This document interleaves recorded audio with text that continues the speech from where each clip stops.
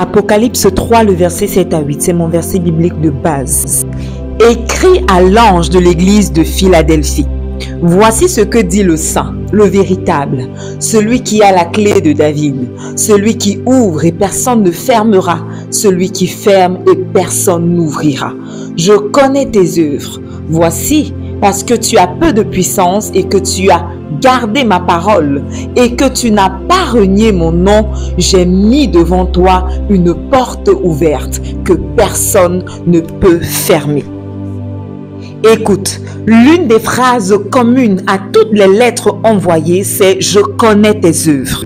Je connais ce que tu fais. Ça, c'est l'une des phrases communes à toutes les lettres. Alors écoute ceci, peu importe combien belles sont tes œuvres devant les hommes, Dieu connaît tes œuvres. Quand tu dis Alléluia de ta bouche, il connaît ton cœur et il sait s'il dit également Alléluia. Quand tu dis de ta bouche que tu veux le servir fidèlement, il connaît ton cœur. Et même quand tu dis que tu veux être une armée de Christ pour Christ, il connaît ton cœur. Il connaît ton cœur. Il le connaît. Il dit, je connais tes œuvres et voici, j'ai mis devant toi une porte que personne ne peut fermer. En d'autres termes, tes œuvres t'ouvrent une porte. J'ai mis une porte ouverte devant toi que personne ne peut fermer, même malgré ta petite force. Tu as peu de force, mais tu veux faire plus pour Dieu. Ça, c'est le caractère de l'église de Philadelphie. Malgré la persécution, on s'est même moqué de toi. Tu vas trop à l'église. Mais malgré tout, tu continues d'y aller. Les hommes se sont moqués de toi. Tu n'as qu'une seule chemise, toi, mais tu continues de la porter avec fierté parce que ce qui compte pour toi, c'est que tu la portes pour la gloire de Dieu. Tu as peu de force, mais tu n'as pas renié mon nom. Il comprend que parfois tu te sens faible, mais tu continues d'avancer encore et encore, malgré que tu aies peu de force. C'est une église qui n'avait pas la foule, mais qui avait des serviteurs. Parce qu'une église peut avoir une foule, une multitude sans serviteurs. Ils étaient peu nombreux, mais c'était de véritables serviteurs de Dieu. Ils ne se soucient pas de savoir si les autres travaillent, mais eux, ils veulent le faire. Ils veulent aller sur le champ d'évangélisation, distribuer des traités. Ils ne se soucient pas de savoir s'il pleut ou il fait soleil. Ils veulent simplement œuvrer pour Dieu. Certains parmi vous vous disent, ah non, on va me voir dehors en train de distribuer les traités, des flyers. J'ai écouté récemment l'homme de Dieu à Hollande et j'ai compris qu'à leur époque, l'évangile était partout, dans les journaux, dans la presse papier. L'évangile saturait de partout, pas comme nous aujourd'hui. Nous ne sommes même pas capables d'aller dans les rues et distribuer des traités. Ça, c'est l'un des signes qui montrent qu'une génération est dans le réveil. Des gens qui vont partout avec leurs traités parce qu'il y a tellement de choses qui se passent. Mais cette génération aujourd'hui, la Bible dit que l'église de Philadelphie avait peu de force, mais ils n'ont pas renié le nom de Dieu. Tu vois, tu peux avoir le nom de Dieu, mais tu le renies. Tu peux connaître le nom de Dieu, mais tu ne le gardes pas. Alors, il n'est pas question de qui connaît le nom de Dieu, mais qui garde le nom de Dieu. Je chante des chants, je me livre totalement pour que tu m'utilises. Ce n'est pas dans le chant, mais c'est un style de vie.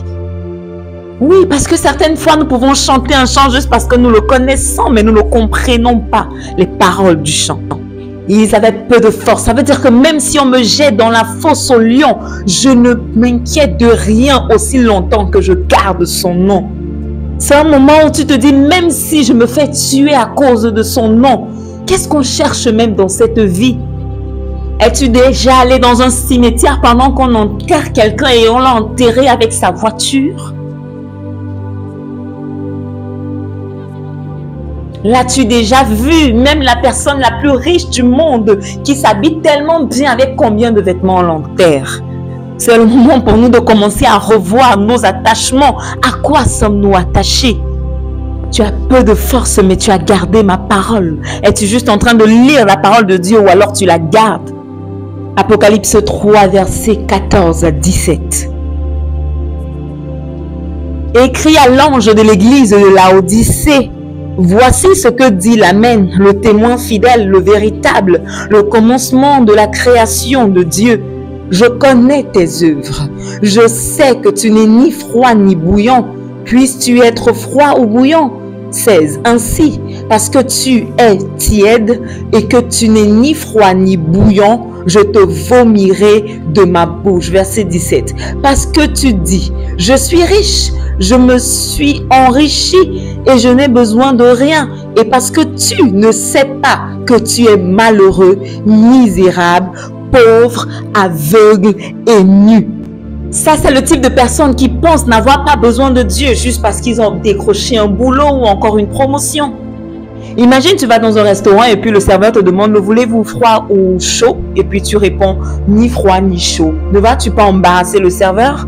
C'est de cette manière que tu embarrasses les gens avec ta vie et ils n'ont pas la conviction de l'évangile en toi. Et laisse-moi te dire que toi-même inconsciemment, tu retardes la vie de beaucoup de personnes qui te regardent afin de vivre la vie de Christ. Ok, on te demande comment est-ce que tu le veux, froid, chaud, toi-même tu es confus. Le serveur entre en salle et lui-même il est embarrassé, il ne sait pas quoi faire. Et il perdra certainement du temps parce qu'à chaque fois que tu es confus, tu retardes ton processus.